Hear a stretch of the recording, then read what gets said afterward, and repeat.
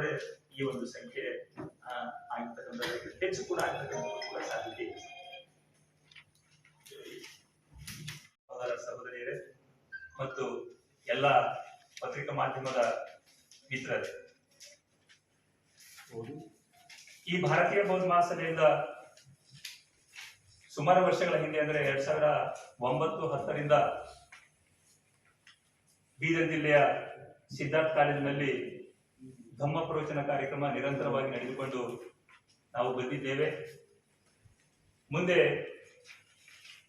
ಈ ಕರೋನಾ ಮಹಾಮಾರಿಯ ನಿಮಿತ್ತವಾಗಿ ಮುಖಾಂತರ ಸಮಾಜದ ಜನತೆಯನ್ನು ಒಂದುಗೂಡಿಸ್ತಕ್ಕಂಥ ಕೆಲಸ, ಪೂಜ್ಯ ಭಿಕ್ಷು ಸಂಘದ ಆಹ್ವಾನದ ಜೊತೆಗೆ ಸಮಾಜದಲ್ಲಿ ಒಂದು ಶಾಂತಿ, ಸುವ್ಯವಸ್ಥೆ, ಸದಾಚಾರ, ಅಂಧಶ್ರದ್ಧೆಯಿಂದ ಹೊರಗೆ ಬರ್ತಕ್ಕಂಥದ್ದು, ಸಮಾಜವನ್ನು ಒಗ್ಗೂಡಿಸ್ತಕ್ಕಂಥ ಹಲವಾರು ವಿಚಾರಗಳನ್ನು ಇಟ್ಟುಕೊಂಡು 2009-10ನೇ ವರ್ಷದಿಂದ ನಿರಂತರವಾಗಿ ನಡೆದುಕೊಂಡು ಬಂದಿರತಕ್ಕಂಥ ಕಾರ್ಯಕ್ರಮ ಕೆಲವು ಕಾರಣಾಂತರದಿಂದ ಅದು ಸ್ಥಗಿತಗೊಂಡಿತ್ತು. ಪುನಃ ಈ ವರ್ಷ ದಿನಾಂಕ 9 ಫೆಬ್ರವರಿ 2025ರಿಂದ 14ನೇ ಫೆಬ್ರವರಿ 2025ರವರೆಗೆ ಈ ಒಂದು ಧಮ್ಮ ಪ್ರವಚನ ಕಾರ್ಯಕ್ರಮ ಆಯೋಜನೆ ಮಾಡಿಕೊಂಡಿದ್ದೇವೆ. ತಥಾಗತ ಭಗವಾನ್ ಬುದ್ಧರು ಬೋಧನೆ ಮಾಡಿರ್ತಕ್ಕಂಥ ಧಮ್ಮದ ಅವಶ್ಯಕತೆ ಇದೆ. ಯಾಕಂದ್ರೆ ಭಗವಾನ್ ಬುದ್ಧರು ಏನ್ ಹೇಳ್ತಾರೆ, ಸಬ್ಬದಾನಂ ಧಮ್ಮದಾನಂ ಜಿನಾತಿ, ಎಲ್ಲಾ ದಾನಗಳಲ್ಲಿ ಶ್ರೇಷ್ಠವಾಗಿರ್ತಕ್ಕಂಥದ್ದು ಧಮ್ಮದಾನ. ಧಮ್ಮ ಪ್ರವಚನಗಳನ್ನ ಮಾಡಿಸುವ ಮೂಲಕ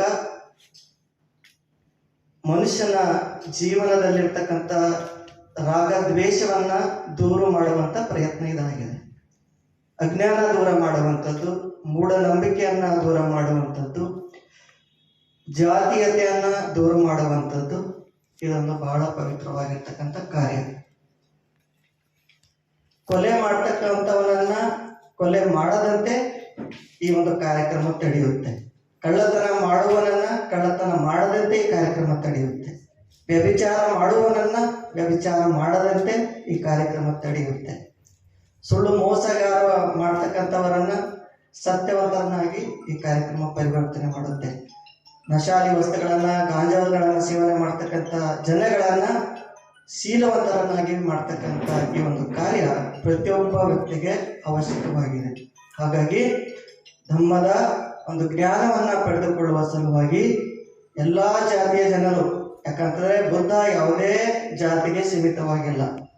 ಭಗವಾನ್ ಬುದ್ಧರ ಧಮ್ಮದಲ್ಲಿ ಎಲ್ಲಾ ಜಾತಿಯವರು ಧಮ್ಮವನ್ನ ದೀಕ್ಷೆಯನ್ನ ಪಡೆದು ಧಮ್ಮವನ್ನ ಪಾಲನೆ ಮಾಡಿದವರು ಇದ್ದಾರೆ ಇತಿಹಾಸದಲ್ಲಿ. ಹಾಗಾಗಿ ನಮ್ಮ ಬೀದರ್ ಜಿಲ್ಲೆಯ ಎಲ್ಲಾ ಜಾತಿ ಜನಾಂಗದವರು ಯಾವುದೇ ತಾರತಮ್ಯ ಮಾಡದೇನೆ ಭಗವಾನ್ ಬುದ್ಧರ ಈ ಒಂದು ನಿರ್ವಾಣದ ಮಾರ್ಗವನ್ನ ಅರಿತು ಜೀವನದಲ್ಲಿ ಸುಖ, ಶಾಂತಿ, ನೆಮ್ಮದಿ ಪಡೆಯಲಿಕ್ಕೆ ತಾವೆಲ್ಲರೂ ಈ ಒಂದು ಕಾರ್ಯಕ್ರಮದಲ್ಲಿ ಭಾಗವಹಿಸ್ಬೇಕಂತ ಹೇಳಿ ಈ ಒಂದು ಸಂದರ್ಭದಲ್ಲಿ ನಾನು ಮತ್ತೆ ಸಂಘರಕ್ಷಿತ ಧಮ್ಮ ದರ್ಶನ ಭೂಮಿ ವೈಶಾಲಿನಗರ ಹಣದವರು ವತಿಯಿಂದ ಎಲ್ಲ ಉಪಾಸಕ ಉಪಾಸಕರಲ್ಲಿ ನಾನು ಮನವಿ ಮಾಡಿಕೊಳ್ತೇನೆ.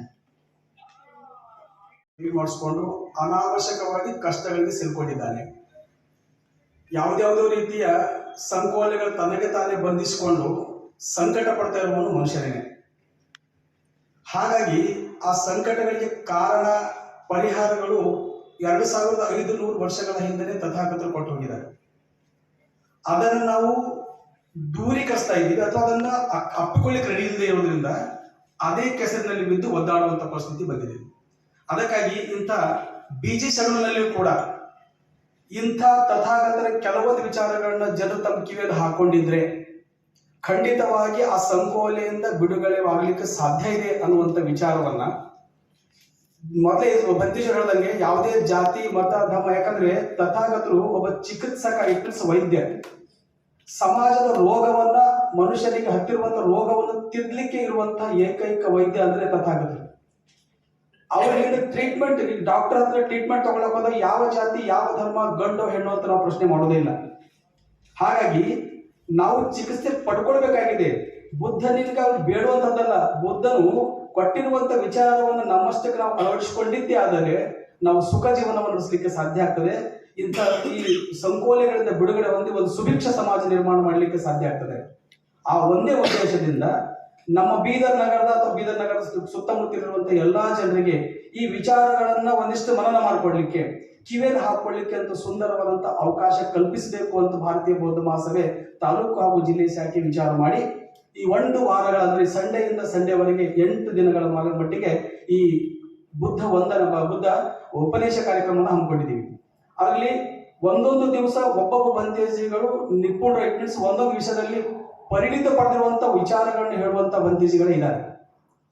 ಯಾಕಂದ್ರೆ ನಮ್ಮ ಭಾಗದಲ್ಲಿ ಅಷ್ಟಷ್ಟು ದೂರದಿಂದ ಒಳ್ಳೆ ವಿದ್ವಾನ್ ಬಂತೇಜಿಗಳು ಬಂದು ಅಂತ ಜ್ಞಾನ ಕೊಡುವಂಥದ್ದು ಬಹಳ ಅಪರೂಪ. ಆ ಭಾಗ್ಯವನ್ನ ನಾವು ವಿವಿಧದಲ್ಲಿನೇ ಸಿದ್ಧಾರ್ಥ ಕಾಲೇಜಿನಲ್ಲಿ 9/2/2025ರಿಂದ 16/2/2025 ಅಂದ್ರೆ 8 ದಿವಸಗಳ ಕಾಲ ನಿರಂತರವಾಗಿ ಧಮ್ಮ ಬೋಧನಾ ಕಾರ್ಯಕ್ರಮ ನಡೀತಾ ಇದೆ. ಅದಕ್ಕಾಗಿ ಇಡೀ ಜಿಲ್ಲೆಯ ಎಲ್ಲ ಜನರು ಮಾಧ್ಯಮದ ಮೂಲಕ ಪ್ರಚಾರ ಪಡಿಸಬೇಕು. ಮಾಧ್ಯಮ ಅಂದ್ರೆ ಜಿಲ್ಲೆಯ ಎಲ್ಲಾ ಜನಗಳು ಯಾವ ಧರ್ಮ, ಯಾವ ಜಾತಿ, ಗಂಡು ಹೆಣ್ಣು ಅನ್ನೋದನ್ನೇ ಎಲ್ಲರೂ ಬಂದು ಈ ಚಿಕಿತ್ಸೆಯನ್ನ ಪಡಿಬೇಕು ಅಂತ ನಮ್ಮ ಉದ್ದೇಶ. ಸಮಾಜಕ್ಕೆ ಒಂದು ಸುಭಿಕ್ಷ ಸಮಾಜ ಮಾಡಲಿಕ್ಕೆ ಈ ಚಿಕಿತ್ಸೆ ಪಡಿಬೇಕು ಅನ್ನುವಂಥದ್ದೇ ನಾವು ಭಾರತೀಯ ಬೌದ್ಧ ಮಹಾಸಭೆಯ ಒಂದು ಇದರಿಂದ ಪದಾಧಿಕಾರಿಗಳಿಂದ ನಿಮ್ಗೆ ವಿನಂತಿ ಮಾಡ್ಕೊತೀವಿ. ಈ ಅವಕಾಶ ಕಲ್ಪಿಸಿಕೊಟ್ಟಿಗೆ ತಮ್ಮೆಲ್ಲರಿಗೆ ನಮಸ್ಕಾರ. ಕಾರ್ಯಕ್ರಮ ಕೊಟ್ಟು ಡಾಕ್ಟರ್ ಕಾಶ್ಮೀರ ಸಂಗೀತ ಮಾತಾಡಿದ್ದು ಕೇಳ್ಕೊಂಡು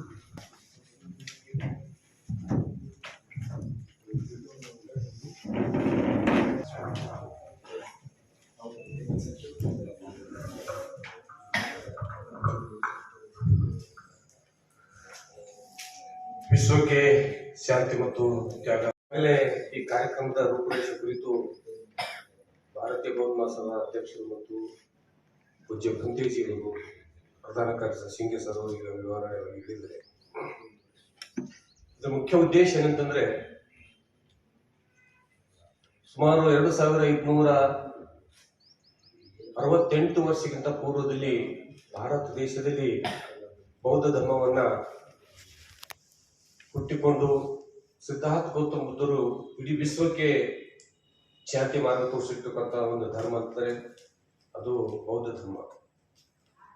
ಬಾಬಾ ಸಾಹೇಬ್ ಅಂಬೇಡ್ಕರ್ ಅವರು ಹೇಳಿದ್ರು ಯೌವನದಲ್ಲಿ, ನಾನು ಹಿಂದೂ ಧರ್ಮದಲ್ಲಿ ಹುಟ್ಟಿದ್ದೇನೆ, ನಾನು ಹಿಂದೂ ಧರ್ಮದಲ್ಲಿ ಸಾಯುವುದಿಲ್ಲ. ಅದಕ್ಕೆ ಅನೇಕ ಕಹಿ ಘಟನೆಗಳನ್ನ ಕಂಡುಕೊಂಡು ಅವರು ಬೇಜಾರಾಗಿ ಆ ಮಾತನ್ನ ಹೇಳಿದ್ರು 1935 ಯೌವನದಲ್ಲಿ. ಮುಂದೆ ಸುಮಾರು 20 ವರ್ಷಗಳ ಕಾಲ ಎಲ್ಲ ಧರ್ಮಗಳ ಅಭ್ಯಾಸ ಮಾಡಿದಾಗ ಒಂದೊಂದು ಧರ್ಮದಲ್ಲಿ ಒಂದೊಂದು ತಾರತಮ್ಯವನ್ನ ಕಂಡುಕೊಂಡ್ರು.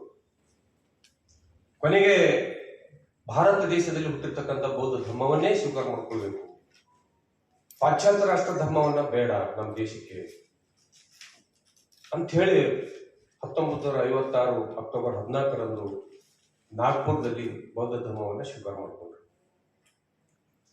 ಬೌದ್ಧ ಧರ್ಮವನ್ನ ಸ್ವೀಕಾರ ಮಾಡಿಕೊಂಡಿದ್ದ ನಂತರ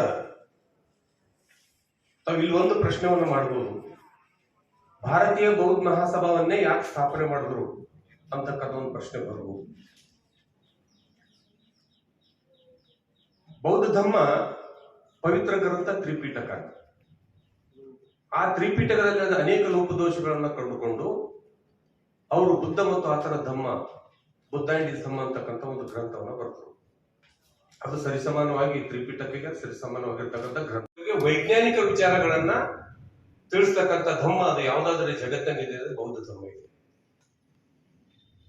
ಇಡೀ ವಿಶ್ವಕ್ಕೆ ಇವತ್ತ 2568 ವರ್ಷಕ್ಕಿಂತ ಪೂರ್ವದಲ್ಲಿ ಭಗವಾನ್ ಬುದ್ಧರು ಹೇಳ್ತಾರೆ, ಅನೇಕ ತತ್ವ ಸಿದ್ಧಾಂತಗಳನ್ನ ಹೇಳುವ ಸಂದರ್ಭದಲ್ಲಿ ಅನೇಕ ರೀತಿಯ ಪ್ರಶ್ನೆಗಳನ್ನ ಬರ್ತವೆ. ಆ ಸಂದರ್ಭದಲ್ಲಿ ಪುನರ್ಜನ್ಮ ಇಲ್ಲ, ಮತ್ತೆ ಸ್ವರ್ಗ ನರಕ ಅಂತಕ್ಕಂಥದ್ದು ಇಲ್ಲ, ಯಾರು ನೋಡಿಲ್ಲ ಅಂದಾಗ ಒಂದು ಸಂದರ್ಭ ಬರ್ತದೆ. ಪ್ರವಚನ ಕೊಡೋ ಸಂದರ್ಭದಲ್ಲಿ ಎದುರು ಕೂತಕ್ಕಂಥ ಜನಗಳು ಕಲ್ಲು ತೂರಾಟ ಮಾಡ್ತಾರೆ, ವಿರೋಧ ಮಾಡ್ತಾರೆ. ಯಾಕೆ ಮಾಡ್ತಾರೆ ಅಂದ್ರೆ ಪುನರ್ಜನ್ಮ ಅದ ಅಂತ ನಾವು ಒಪ್ಕೊಂಡಿದ್ದೀವಿ, ಮತ್ತೆ ಸ್ವರ್ಗ ನರಕ ಇದೆ ಅಂತಕ್ಕಂಥ ನಾವು ಒಪ್ಕೊಂಡಿದ್ದೀವಿ, ನೀವು ಸುಳ್ಳು ಹೇಳ್ತಾ ಇದೆ ಅಂತಕ್ಕಂಥ ಮಾತನ್ನ ವಿರೋಧ ಮಾಡಿ ಕಲ್ಲು ತೂರಾಟ ಆಗ್ತದೆ.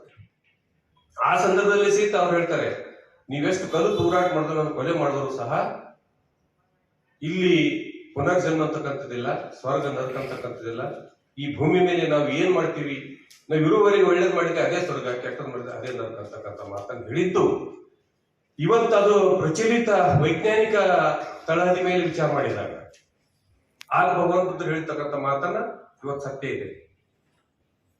ಬುದ್ಧ ಮತ್ತು ಬಸವಣ್ಣನವರ ತತ್ವ ಸಿದ್ಧಾಂತಗಳ ಮೇಲೆ ಈಗ ಈ ದೇಶ ನಡೆದಿದೆ. ಇವತ್ತು ಸಂವಿಧಾನ ಸಹ ಬೌದ್ಧ ಧರ್ಮದ ತತ್ವ ಸಿದ್ಧಾಂತ ಮೇಲೆ ಸಂವಿಧಾನ ರಚನೆಯಾಗಿದೆ. ನಮ್ಮ ದೇಶದ ಪ್ರಮುಖ ಚಿಹ್ನೆಗಳಲ್ಲಿ ಸ್ತಂಭ ಆಗಿರ್ಬೋದು, ಧ್ವಜ ಆಗಿರ್ಬೋದು, ರಾಷ್ಟ್ರೀಯ ಮುದ್ರೆ ಆಗಿರ್ಬೋದು, ಎಲ್ಲ ಬೌದ್ಧ ಧರ್ಮಕ್ಕೆ ಸಂಬಂಧಪಟ್ಟಿರ್ತಕ್ಕಂಥ ಚಿಹ್ನೆಗಳು.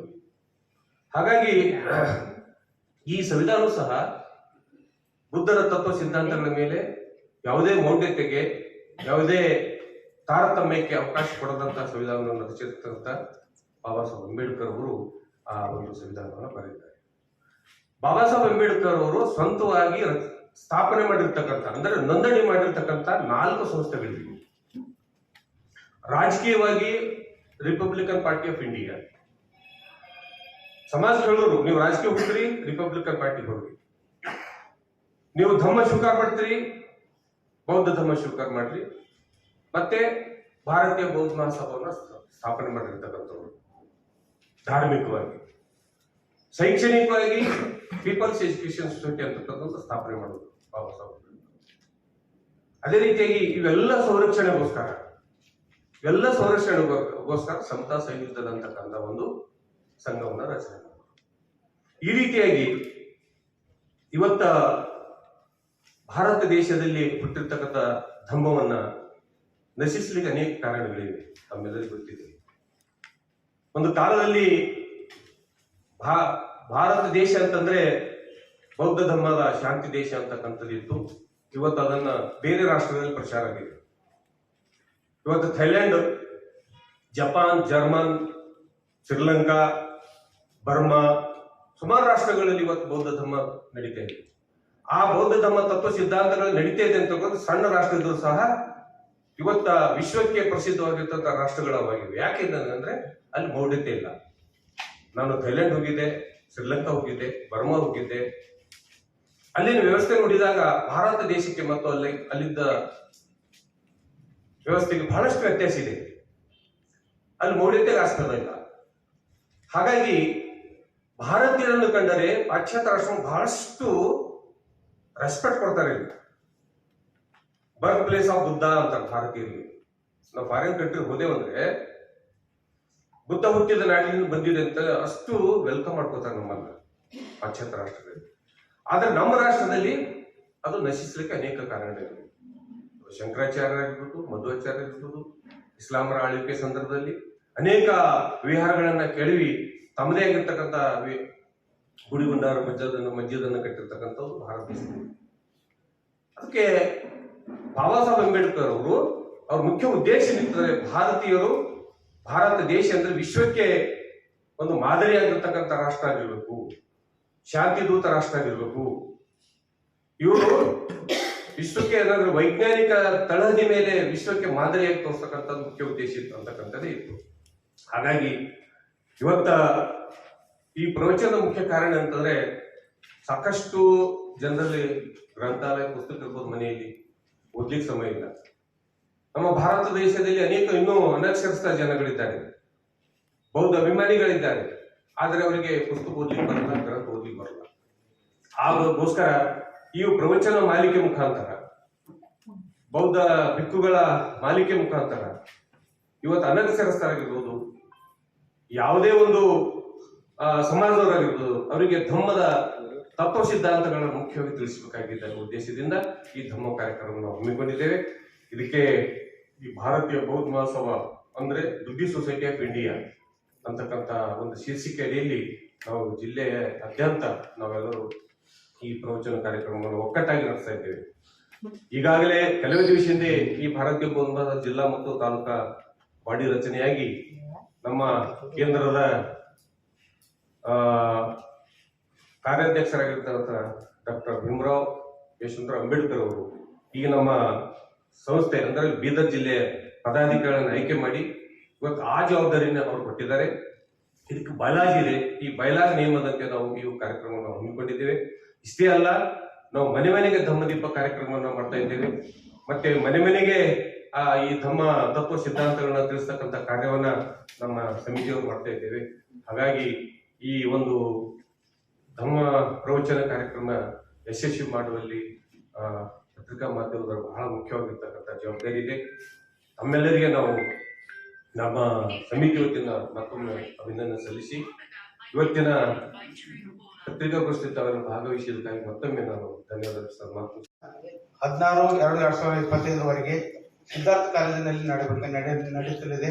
ಅದರಲ್ಲಿ ಪ್ರತಿದಿನ ಒಂದೊಂದು ವಿಷಯದ ಆಧಾರದ ಮೇಲೆ ಈಗಾಗಲೇ ನಮ್ಮ ಅಧ್ಯಕ್ಷರು ಹೇಳಿದ್ದಾರೆ. ಪ್ರತಿದಿನ ಒಂದೊಂದು ವಿಷಯದ ಆಧಾರದ ಮೇಲೆ ಪೂಜ್ಯ ಪಂಚದೇವರು ತಮ್ಮ ಪ್ರವಚನ ನೀಡುತ್ತಿದ್ದಾರೆ. ಆದ್ದರಿಂದ ಬೀದರ್ ಜಿಲ್ಲೆಯ ಎಲ್ಲ ಬುದ್ಧನ ಶಾಂತಿ ಮಾರ್ಗವನ್ನು ಇದರಲ್ಲಿ ಅಳವಡಿಸಿಕೊಳ್ಳಲಾಗಿದೆ. ಆದ್ದರಿಂದ ಬೀದರ್ ಜನತೆ ಬಹಳಷ್ಟು ಜನ ಹೆಚ್ಚಿನ ಸಂಖ್ಯೆಯಲ್ಲಿ ಬಂದು ಈ ಕಾರ್ಯಕ್ರಮ ಯಶಸ್ವಿಗೊಳಿಸಬೇಕಂತೇಳಿ ನನ್ನ ಈ ಮೂಲಕ ವಿನಂತಿಸಿಕೊಳ್ತೇನೆ. ಜೈ ಭೀಮ್. ಸಮಾಜಕ್ಕೆ ಕಂಟಕ ಕೂಡ ಆಗ್ತಾ ಇದ್ದಾರೆ. ಸೊ ಹಾಗಾಗಿ ಅವರನ್ನ ಪರಿವರ್ತನೆ ಮಾಡುವ ನಿಟ್ಟಿನಲ್ಲಿ ಮಕ್ಕಳಿಗೂ ಕೂಡ ಒಂದು ವಿಶೇಷವಾಗಿ ಅವರನ್ನ ಕರೆತರದು ಅವ್ರಿಗೆ ಬೋಧನೆ ಮಾಡುವಂತ ಕೆಲಸ ಈ ಸಂಸ್ಥೆಯಲ್ಲಿ ಆಗ್ಬೇಕು ಅವತ್ತಿನ ದಿವಸ ಅಂತೇಳಿ ನಾನು ತಿಳಿಸ್ತೀನಿ. ಸ್ವಾಮೀಜಿ, ಇವತ್ತು ಎಲ್ಲಾ ದೇಶ ಆಳೋರು ಯಂಗ್ ಜನರೇಷನ್, ಅವ್ರ ಪರಿವರ್ತನೆ ಆಗೋದು ಬಹಳ ಜರುರಿ ಇಲ್ಲ. ಎಲ್ಲಾ ಧರ್ಮದಲ್ಲಿ ಕೇವಲ ಬೌದ್ಧ ಧರ್ಮ ಅಂತ ಇಲ್ಲ, ಪ್ರತಿಯೊಂದು ಧರ್ಮದಲ್ಲಿ ಯಂಗ್ ಜನರೇಷನ್ ಮುಂಬರುವ ಅವಶ್ಯಕತೆ ಇದೆ. ಈ ಯಂಗ್ ಜನರೇಷನ್ ಬೋಧನೆ ಮಾಡಿದ್ರೆ ಮಾತ್ರ ಈ ಎಲ್ಲಾ ಸಮಾಜಗಳು ಉದ್ಧಾರ ಆಗ್ತವೆ. ಪೇರೆಂಟ್ಸ್ ಗಳಿಗೆ ನಂಬರ್ ಮೇಲೆ ತಗೋರಿ ಪ್ರವಚನ ಸಣ್ಣವನೇ ಯಾಕೆ